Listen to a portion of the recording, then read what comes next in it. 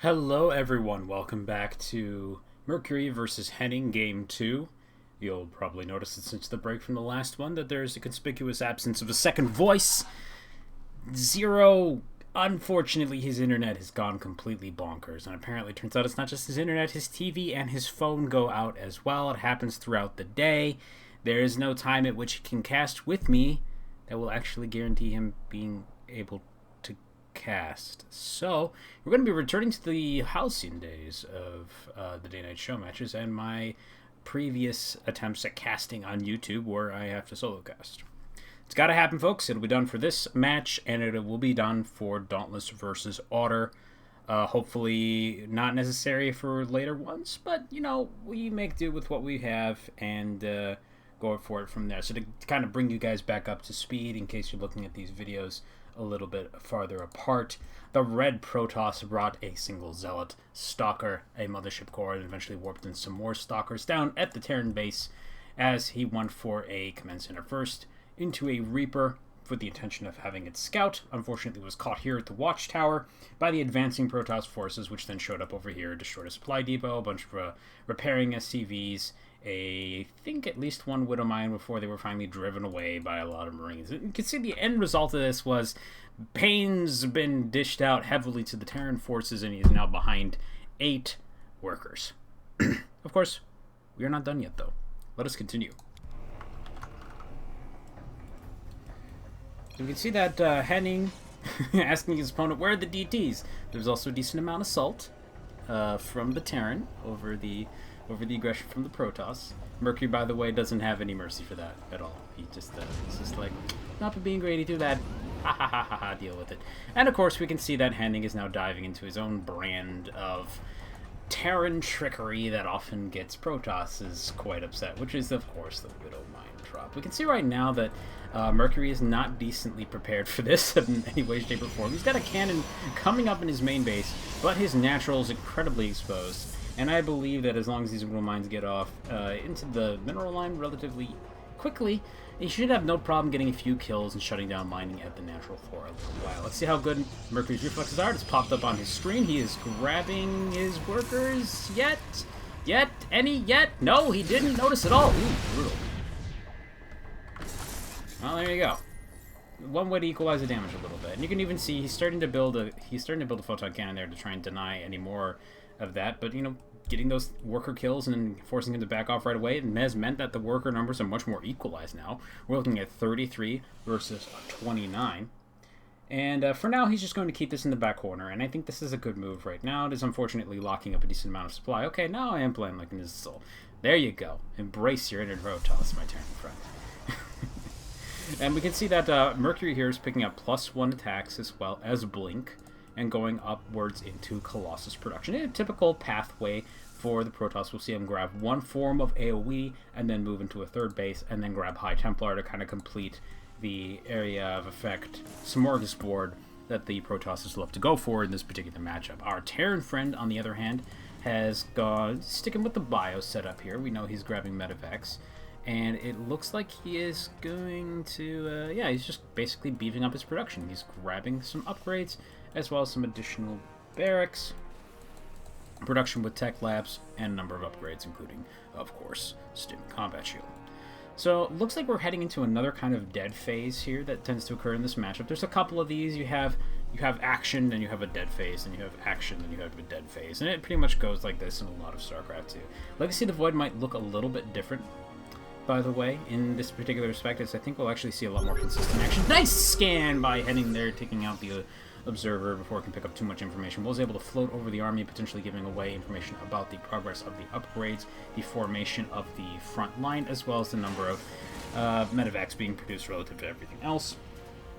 And it's enough, I think, for Mercury to feel pretty decently safe right now that he isn't going to be at least bum rushed up the front, because he's what he does over here, given the kind of damage they dished out earlier.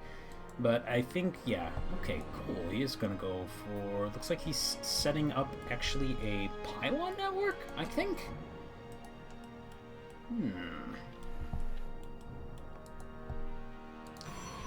But yeah, this is pretty much the beginnings of considering going out for that expansion. Here, both players have been significantly slowed down, so to keep that in mind that if no damage had occurred by now, this would be extremely late expansion for the Protoss.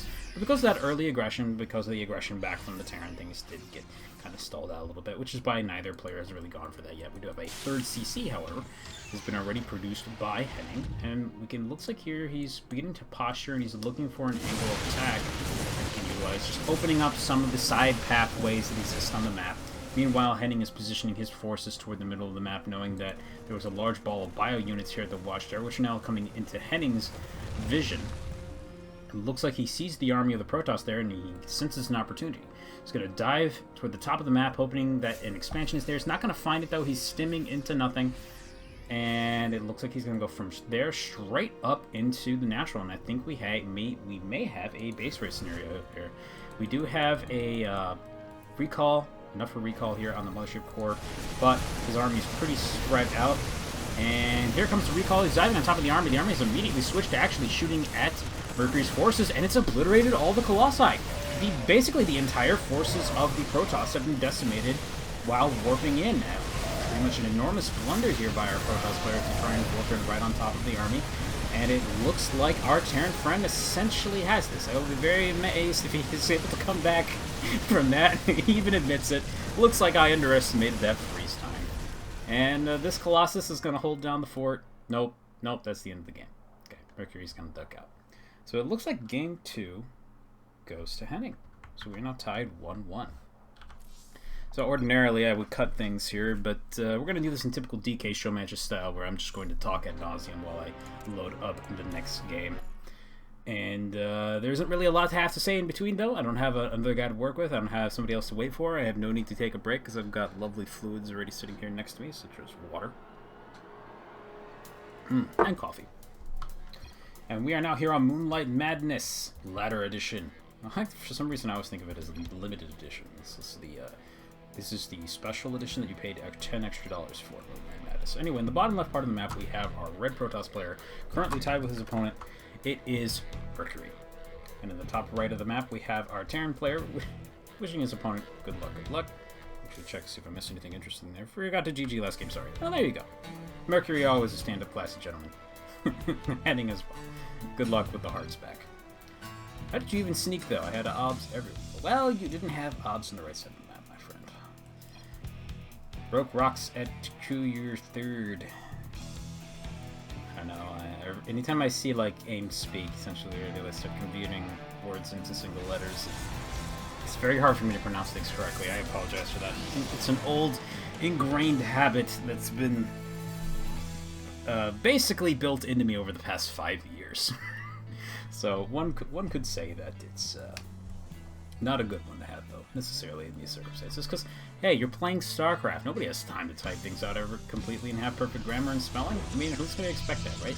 No need to punish the players for it. Anyway, so far we have a gateway going down. It looks like pretty much the standard setup here for Mercury. No pylons out in the middle of the map yet. We have a barracks going up as well as a gas coming up. It looks like for another Reaper Scout, though this time I think he might be delaying the CC a little bit and trying to get the Reaper Scout out first. I don't really blame him given what his opponent did last time. This map, I suppose we should talk about it a little bit while we wait for things to get going here. There's a lot of airspace behind the corners of the bases, as you can see here on the minimap. And this combined with the extra rocks, the extra entrance down here, this kind of even more dead space that exists between these two bases here. There's a lot of places for drops to duck in and out of the base. So this is something that I think Terrans tend to feel a little bit more comfortable on this particular map than Protosses. However, that said, that's only when you're talking about longer macro games. Protosses, on the other hand, feel very comfortable with all the plethora of options for walking into the opponent's base in a number of ways that they can hide things on this map. It's definitely not what we would expect to see a longer game on. This is definitely a place where we see our players being a little bit more cheeky. So this time, Henning is basically saying, you know what? He was a jerk to me last game, I'm going to be a jerk to him this game. And now we're going to have a little bit of lesson in Protoss build orders, which you guys actually may not be necessarily aware of. There's a reason why Protosses build this first Zealot. And the reason why we build this first Zealot is not to run to the other side of the map and attack your stuff. It's not to drive anything off. It's because sometimes Terrans like to do this. They throw down an engineering bay in your expansion. They don't let it finish, so they can cancel it and get most of the price back. They give it almost all of its entire health, so you have to chop your way through it. And if you do not grab this initial zealot, it throws you off your game hard. To make things even worse, there's a Reaper here now, which is going to slow this down, and I'm not sure... Now he knows it's there, so he sees it. We have a Stalker up here already, and unfortunately, as far as actual scouting and mineral damage is concerned, this Reaper wasn't really able to accomplish much of anything. The SCV Scout did a decent job, but he, as you can see, Mercury already has units out to kind of help deal with this. It's going to delay his expansion a little bit, but not too terribly much. Again, if you had been a little bit more greedy, cancel that initial Zealot, then the amount of damage that this does becomes pretty frustrating for the Protosses. It slows him down enough that timing attack options for the Terrans start to open up a little bit. So we can see the command center coming down here for Henning is quite a bit later than it was in the last game, but kind of still on par with his opponent. Meanwhile, Mercury is moving across the map with 2 Stalkers, 1 Zealot, and a Mothership Core. This time we can see, however, that there is a bunker at the front and Marines being produced. So I think this time Henning is going to have a much easier time kind of dealing with this. Unfortunately, the attack starts a little bit before the Marines get there. Not the most comfortable thing in the world. And we can see that back here in the Protoss base we have a Oracle coming up. And this Oracle could do a decent amount of damage since a lot of the defenses are concentrated at the front. You can see that nothing's at the back here, but that'll depend on how things develop by that point. So there's really only one SCV that could get killed, and he gets inside the base. And this time, Henning is decently defended against this, but he is being slowed down a little bit in terms of his ability to expand. We can see that the Protoss is taking the opportunity to throw down the expansion right away. Most likely what this will result in is we're going to see the buildup of forces by the Terran for a little bit here. He'll push his way out, and they'll probably end up establishing their expansions at about the same time. But unfortunately, this time, just like last time, we can see that we actually have no ability to protect that supply depot, and it goes down. Protoss is looking for a position to walk into the base. It still outranges the bunker enough to get shots off on this supply depot. Looks like he's going to try and hit the SCVs repairing the building. Not quite able to kill anything just yet. So far, Henning not really taking any serious damage, but he is badly supply blocking. Losing this second supply depot, it keeps him in that territory. He's got 2 more building at the back of this, though, and they're going to get finished. We have a few Marines actually running out now to try and finish that off. Oh, they take out the Mothership Core. It's actually a nice little bonus for the Terran in this situation, but we have the Oracle flying into the back of the base, and we can see that there's actually already adequate defenses in the form of a Widowmine. I think he killed... No, he didn't kill anything. That is brutal. This is not a good time for the Protoss anymore. The one saving grace he has in this situation is that he does have his expansion up way earlier than the Terran, but the Terran now has Opsherinos, and the Protoss does not, because he's put himself decently behind by losing that Oracle essentially for free. And these 4 dudes are never going to get up here. There's nothing for them to poke at anymore either. They're not going to break through this bunker. There's forces are building up here, and we're going to have Widow Mines present as well. And it looks like Henning's next move from here is to transition into Phoenixes. This can be pretty powerful against the Terran, unfortunately, in Heart of the Swarm, which is the game that we are playing here. Not so much Legacy of the Void. It's a different story in Legacy of the Void. The Phoenixing player tends to have a little bit of a disadvantage where their army doesn't really stack up quite well enough against the Bio. The Bio can simply walk in, and what you trade for in getting the Phoenixes, you simply usually don't have enough on the ground to stop the full-on attack from doing a lot of damage. And, okay, but you do have 3 nicely positioned Stalkers this time to kind of deal with the medevac as it drops the Widow Mines, but it looks like Mercury is becoming somewhat convinced that it's not coming. He's repositioned out a little bit, and I think he had the chance to stop that from really becoming an issue, and it just didn't happen. Gets 2 workers for it, and he's going to drop another one off in the main. Unfortunately, he's not going to be able to save these Widow Mines. Oh, nice split there, only killing 1 more worker. So 3 killed total, not that good, but he's not really able to deal with these right away. We don't have detection popping out just yet. You can see that he's working on it. No, that's a Colossus. Where's the detection? I guess it was that Oracle. So he's trying to build another one to get that taken care of, but that means that these Widow Mines are going to get another shot off. Breaks 3 more workers. And how about this one? Woohoo, 5. Okay. So Henning's advantage in economy that he was able to build up, unfortunately, has been eliminated. But good news for him is that they are still in about equal territory in that regard. 28 workers to 31. He's able to detect that, and there you And the medevac gets away unharmed. So, like, this is a pretty good move for Henning. I think, though, it doesn't necessarily put our Terrans super far ahead, but it does equalize things in a nice way. You can see now both players realizing this is going to turn into a macro game, and now we have to deal with all the features of this map, like this second entrance into your main base that you have to worry about. Although you can actually see that back here, Mercury still has not closed the door, so to speak. It's just kind of relying on his aggression to keep his opponent from his side of the map. And this is a very fragile army, actually. If against a lot of bio, I don't think this does all that great. There's a Thor for some reason. Okay. So we've got Thors, some Marines, Medevacs, and a lot of Widow Mines. His only detection is this. He's going to be able to see the one Widow Mine and kill it. Okay, cool. There's a lot more where that came from, though. And I don't think he really has enough here. Like, this is looking... Ugh. If he had an Observer, maybe, because he could steadily push in. And yeah, he's just actually picking up the Widow Mines. Interesting. Do you want to drop them on the army? This seems very oddly written. Yeah, he does. He's going to boost forward on top of the army, try to drop the Widow Mines. He actually does pull this off. Unfortunately, they don't burrow. And now they're burrowing under the army directly. Blows up almost all the Stalkers, but the expensive units do survive. The Phoenixes and Colossi are still in play. And we have nothing else here. A little weird, honestly. Not really sure. Yeah.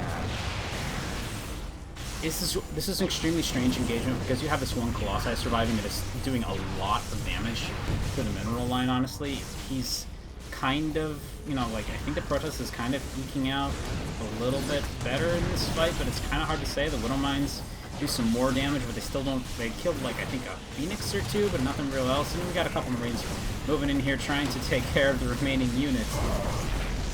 There's no reinforcements for this, for the Protoss, anywhere on the map. This Phoenix was the last thing left of these forces, and we can see now that Henning has an incredible army advantage, 29 to 10, and Mercury has a pretty decent worker advantage, being ahead by 10 in that respect. So, guys, I don't really know. You never really see engagements like that. It's difficult for me to really call who's more ahead here. We're gonna let the statistics speak for it. Namely, the Protoss has lost a lot more in terms of overall value than the Terran has, and I think that may end up being the bigger story here. We can see now that both players are starting to really mine out in their main bases, and soon there will be reverted down to one base scenario. So I think we can see both players pretty soon are going to actually start looking to pick up a third base. And meanwhile, we also have another Widow Mine drop here from Henning. It's going for the natural. There's still no there's no static defenses here, so this is primed to do a decent amount of damage, though we've already seen Henning has very, very good micro against this. At the same time, I also have two Phoenixes going around the side. We'll catch up on what they're up to in a moment. Widow Mines burrow in. Bam, bam. There goes half the worker line again. The advantage of Mercury has once again been canceled out in terms of economy. Yes, he does take care of the Widow Mines, but so far, Henning having killed 7 more workers than his opponent. Really is what's keeping him in this game. And, like, this is such a crazy looking army. It's like all Marauders, Widow Mines, and a Thor. So, like, essentially no anti-air. He's saying, you're not going air. I'm going to counter all the ground units that you're going to make. And it, I think, isn't that incorrect. As we can see, Mercury is going very heavily into a lot of gateway production from here. So we're starting to see the Stalkers, we're seeing the Colossi. I don't think he's wavering from that. He's trying to build another Colossi, but he's got a supply block now. And this is... what Henning is doing does counter pretty well what Mercury's coming up with here, although he doesn't have much to deal with the Phoenixes. Unless he gets some good Widow Mine shots off, which is always possible. It looks like Henning wants to go for an attack here. I would like to see, like, I think this is pretty good, though. Mercury's thinking the same thing, and it's not happening. He's pulling his units back. But I would really like to see maybe an expansion going up behind this at the same time. This feels very risky. Oh, he's going to try and do that fancy drop thing again, I think. Oh, boy.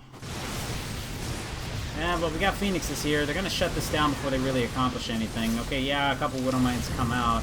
They don't burrow fast enough. I don't know, man. I feel like throwing the Widow Mines down in the middle of the lane and then just kiting backwards over them might have had a lot more success. tests, but I guess with the detection and the Colossi there, that wasn't really going to be very possible. Man, and he just gets picked apart.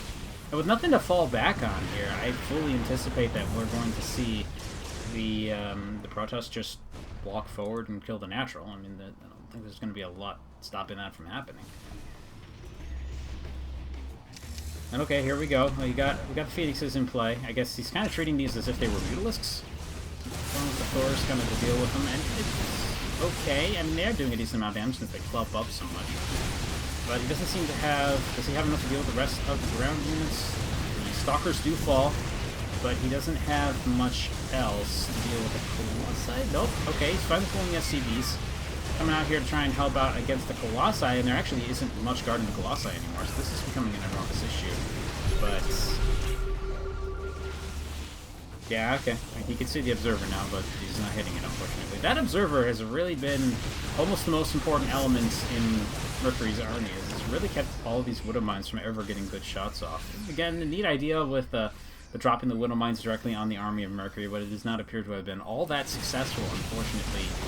And... kind of... okay, he's taking a lot of damage for free here. Henning is now behind by 43 supply. This is usually kind of when you expect things to fall apart. He pulls out the entire armies and try and walk forward and see what he can do against the Protoss. Kills one Colossus, the other one is still kiting back. All of the army is gone now except for a couple Marauders that are going to get laser beamed to death. Does kill another Colossus, but in the back of this we can see that Mercury is picking up a third. Ultimately, I think that's going to probably be what locks out this game, even if he's not...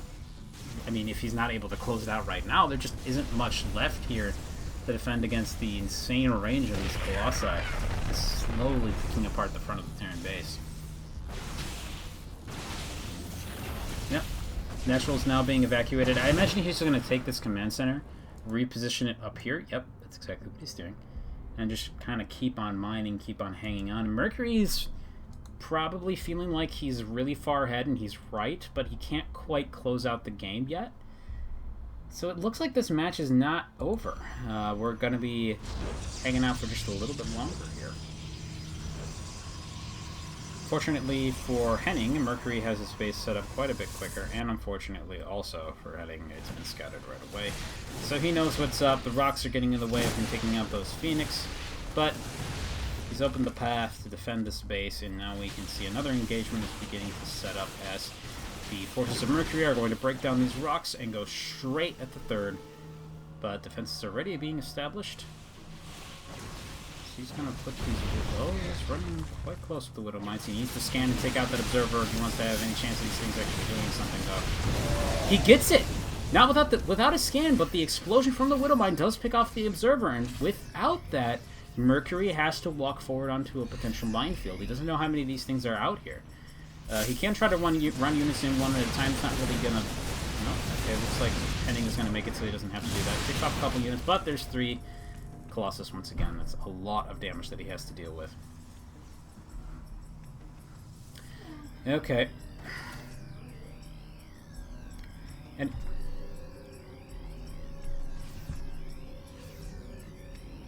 sorry about that. Anyway, we have a little bit of a standoff going on here. Again, without the detection, Mercury does not feel comfortable moving forward. He's waiting for this Observer to catch up with his army, and I think this is probably a pretty good move. He knows he's ahead. There's no reason to take a lot of extra risks, even if it probably does mean in this situation that he just closes up the game. Kind of walks forward, and the Widow Mine takes damages from it anyway, even though he can see it. Not going to happen with the second one, though. And now we have Marauder Thor once again going up against this army. This time the SCV's being pulled right away, going to the front of the army, and actually doing a decent amount of tanking here, taking a lot of the Colossus being hits. But of course, to do that, he did sacrifice his entire economy. So he has to win this fight and then run across the map and kill everything the Protoss has. And that's Henning's only chance at this point. Now that he's gone down to 10 workers, I don't think this is going to work out for you, Terran buddy. Stepping forward a little bit, thinking about it. Pick up the Widow Mines, taking them out of the ground. The splash damage would have been extremely helpful in the middle of this fight, but it does not happen. Starting to throw in some fancy blinks as well against the Marauder shots. And now we got nothing defending the space. couple Marines being produced at the time. Nothing else can really come out of the production anymore, and that's the end of that. GG is called. Was fun while it lasted, says Henning. And GG. Okay, I'm going to move on to recording Dauntless vs. Otter 2 next. That will be hopefully uploaded today as well. These files take a very long time for me to upload from my home internet, unfortunately, so that may possibly go up on Wednesday as well. But in any case, I hope you guys have a nice day, and I'll see you later.